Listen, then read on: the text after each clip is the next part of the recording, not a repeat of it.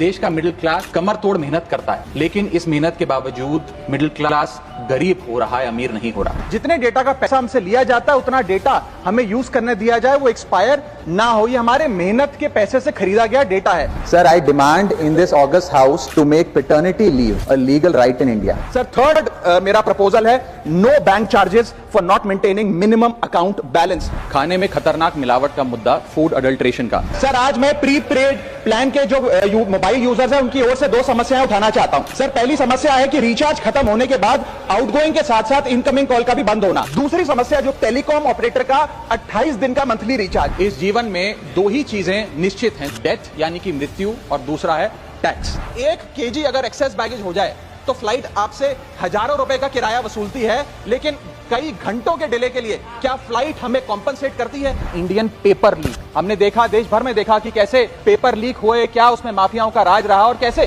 बच्चों का भविष्य आज अंधकार की कागार पे खड़ा हुआ है। क्योंकि एयर पोल्यूशन का सारा दोष देश के किसान पर मढ़ा जाता है। आज मैं उस किसान की आवाज उठाना चाहता हूं। सरकार से मांग करता हूं कि हेल्थ और लाइफ इंश्योरेंस पर कम से कम हम जीएसटी ना लगाएं। ये कोई लग्जरी गुड या लग्जरी प्रोडक्ट नहीं है। सर, आज एयरपोर्ट्स पर खाना इतना महंगा है, क्या इस पर कोई रेगुलेशन नहीं होना चाहिए? क्या कोई अफोर्डेबल कैंटीन का मैकेनिज्म नहीं होना चाहिए?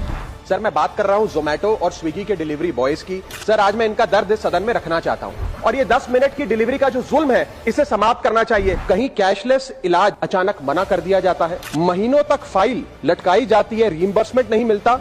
और आज मैं उन्हीं सिटीजन्स की जो टोल प्लाजा पे हैरेसमेंट फेस करते हैं उनका मुद्दा आपके सामने रखना चाहूंगा कि फुल कॉस्ट रिकवरी के बाद भी टोल वसूला जाता है 20-20, 30-30 साल तक। जब आप बैंक को पूरे विश्वास के साथ अपना डेटा देते हैं, क्या बैंक आपके डेटा को सुरक्षित रख पाता है? अब ये लीक है कि जाने अनजाने में डेटा शेयरिंग है, ये फैसला मैं आप तक छोड़ता हूं। मैं सरकार से निवेदन करता हूं कि हर भारतीय को एनुअल हेल्थ चेकअप का लीगल राइट दिया जाए। बाटा कंपनी का जूता पहनने वाला भी आज हवाई जहाज की टिकट नहीं खरीद पा रहा है। हम सांसदों को तो फ्लाइट की रीइंबर्समेंट मिल जाती है सर। आप उस आम नागरिक का सोचिए जो इस स्काई रॉकेटिंग एयर प्राइसेस से जूझ रहा है। That is the issue of fair use and arbitrary copyright strikes by digital platforms. जो इंटेंट था कि जीएसटी कम होगा तो वस्तुएं सस्ती होंगी, वस्तुएं सस्ती होंगी तो कंजम्पशन बढ़ेगा, कंजम्पशन बढ़ेगा तो डिमांड बढ़ेगी। ये हुआ नहीं, और ये इसलिए नहीं हुआ सर क्योंकि प्राइवेट कंपनियों ने इस मुनाफे को जनता को नहीं। मुझे जब जब पार्लियामेंट में बोलने का मौका मिलता है मैं जनता के मुद्दे उठाता हूं, और शायद ऐसे टॉपिक्स उठाता हूं जिसे आमतौर पर संसद में नहीं उठाया जाता। लेकिन क्या जनता के मुद्दे उठाना, पब्लिक इश्यूज पे बात करना कोई अपराध है? क्या मैंने कोई गुनाह कर दिया, कोई गलती कर दी? Have I done something wrong?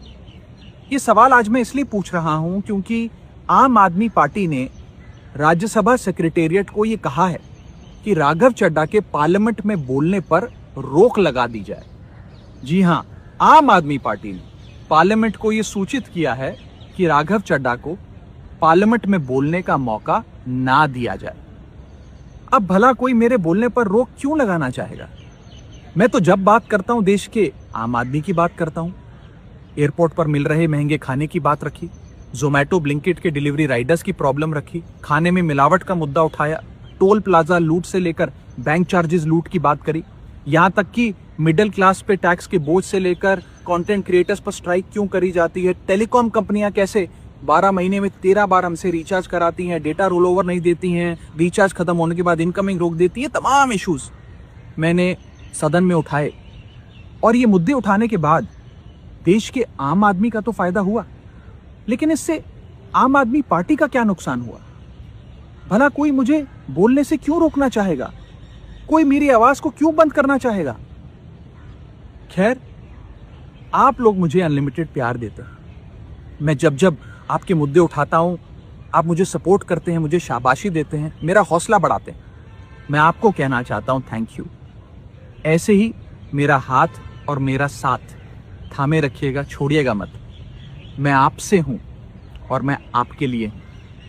और जिन लोगों ने आज पार्लियामेंट में मेरे बोलने का अधिकार मुझसे छीन लिया, मुझे खामोश कर दिया, मैं उन्हें भी कुछ कहना चाहता हूं। मेरी खामोशी को मेरी हार मत समझ लेना, मेरी खामोशी को मेरी हार मत समझ लेना। मैं वो दरिया हूं जो वक्त आने पर सैलाब बनता है। जय हिंद। ये कोई पार्टी वालों लाइन है कि ਅੱਜ ਇਹ ਮੁੱਦਾ ਜਿਹੜਾ ਹੈ ਉਹ ਜਿਹੜੀਆਂ ਵੋਟਾਂ ਕੱਟੀਆਂ ਜਾ ਰਹੀਆਂ ਲੀਗਲ ਵੋਟਾਂ ਨੂੰ ਕੱਟਿਆ ਜਾ ਰਿਹਾ, ਸਹੀ ਵੋਟਾਂ ਨੂੰ ਕੱਟ ਕੇ ਗਲਤ ਵੋਟਾਂ ਆਪਣੇ ਬੰਦਿਆਂ ਦੀਆਂ ਜਾਲੀ ਵੋਟਾਂ ਬਣਾਈਆਂ ਜਾ ਰਹੀਆਂ ਨੇ। ਇਸ ਮੁੱਦੇ ਤੇ ਬੋਲਣਾ ਹੈ। ਗੁਜਰਾਤ ਦੇ ਵਿੱਚ 160 ਸਾਡੇ ਲੀਡਰ ਤੇ ਵਲੰਟੀਅਰਾਂ ਤੇ ਪਰਚੇ ਕਰ ਦਿੱਤੇ ਗਏ, ਉਹਦੇ ਤੇ ਬੋਲਣਾ ਹੈ। ਪੰਜਾਬ ਦੇ ਵਿੱਚ ਕਿਵੇਂ ਇਹ ਜਿਹੜਾ ਧਰਮ ਤੇ ਜਾਤੀ ਦੀ ਲੜਾਈ ਕਰਾਉਣ ਦੀਆਂ ਕੋਸ਼ਿਸ਼ਾਂ ਕਰ ਰਹੇ ਨੇ, ਉਹਦੇ ਤੇ ਬੋਲਣਾ ਹੈ। ਇਹ ਮੁੱਦਾ ਚੱਕਣਾ ਹੈ। ਜਾਂ MSP ਦਾ ਜਾਂ GST ਦਾ ਪੈਸਾ ਜਾਂ RDF ਦਾ ਪੈਸਾ ਉਹ ਚੱਕਣਾ ਹੈ।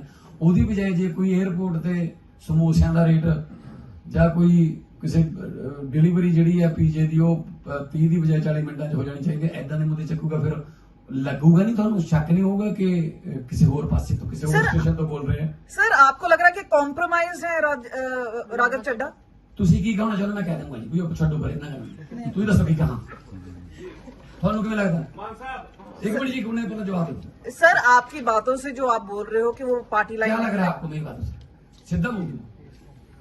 तो आपसे इसलिए सवाल पूछ रहे हैं सर। पूछिए तो आप पूछिए। क्या आप मानते हैं कि वो कॉम्प्रोमाइज है? हाँ जी, हो गए। किसी को जरूर मौका मिलो। राघव चड्ढा आ जाओ, देवी जी आ जाओ। हाँ जी पूछो। सर क्या उनका क्या इशू क्या हुआ? आज उन्होंने स्टेटमेंट सुबह रिलीज किया। ਸਟੇਟਮੈਂਟ ਉਹਨਾਂ ਨੇ ਦਿੱਤੀ ਹੈ, ਇਹਦੇ ਬਾਰੇ ਉਹਨਾਂ ਨੂੰ ਪੁੱਛ ਲਿਓ। ਪਰ ਪਾਰਟੀ ਇਸ ਤਰ੍ਹਾਂ ਕਰਦੀ ਰਹਿੰਦੀ ਹੈ ਕਿ ਪਾਰਲੀਮੈਂਟਰੀ ਬੋਰਡ ਦਾ ਜਿਹੜਾ ਲੀਡਰ ਜਾਂ ਡਿਪਟੀ ਲੀਡਰ ਬਦਲਦਾ ਰਹਿੰਦਾ ਹੈ। ਜਦੋਂ ਮੈਂ ਇਲੈਕਸ਼ਨ ਜਿੱਤਿਆ ਸੀ ਪਹਿਲੀ ਵਾਰ, 4 ਜਾਣੇ ਸੀ ਅਸੀਂ, ਤਾਂ ਡਾਕਟਰ ਗਾਂਧੀ ਜੀ ਨੂੰ ਪਾਰਲੀਮੈਂਟ ਬੋਰਡ ਦਾ ਲੀਡਰ ਬਣਾਇਆ ਸੀ। ਬਾਅਦ ਦੇ ਵਿੱਚ ਮੈਂ ਵੀ ਮਤਲਬ ਪਾਰਲੀਮੈਂਟ ਬੋਰਡ ਦਾ ਲੀਡਰ ਰਿਹਾ ਬਾਅਦ ਚ। ਸੋ ਇਹ ਪਾਰਟੀ ਡਿਸੀਜਨ ਇਦਾਂ ਛੋਟੇ-ਛੋਟੇ डिसीजन होंगे ने करती रहती है।